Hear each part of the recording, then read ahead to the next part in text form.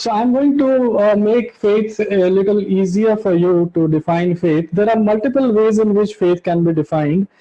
One of the ways, okay, the traditional dictionary definition would be to believe in something without evidence. Can you believe in something without evidence? I'm going to give you one example which I often give, that when you go down, you want to commute from one place to another, you take a cab. Do you ask the cabbie if he has a valid license? Do you check whether the cabbie knows how to drive or not? Because only through license you will be confident. You don't do that. You have total faith in the cab driver or the rickshaw driver, yes or no? Then what is the problem in having faith in God?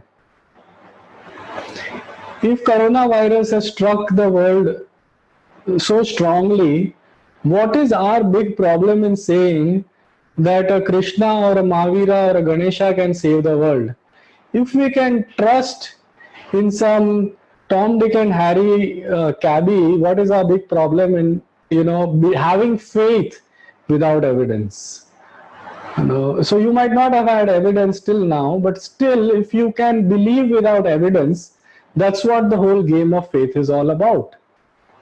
And even the people who call themselves the rationalists, they say they don't have faith in anything. Only if it is proven and scientific, then only they'll believe. Then tell me, even they are believing in something. You know what? What are they believing in?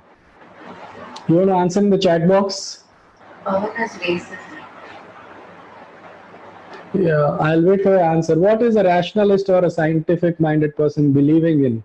When he says he doesn't believe in God, he believes in what? Evidence, right? And proof. And what else?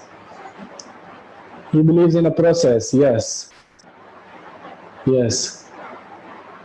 Tangible, right? So at the end of the day, he is also believing in evidence, proof, something tangible or a process. I would rather like to use another word. He is actually believing in his own intellect. He has faith in his intellect. Even he cannot move without faith. Because he has faith in his intellect, that he is able to move forward with his science also.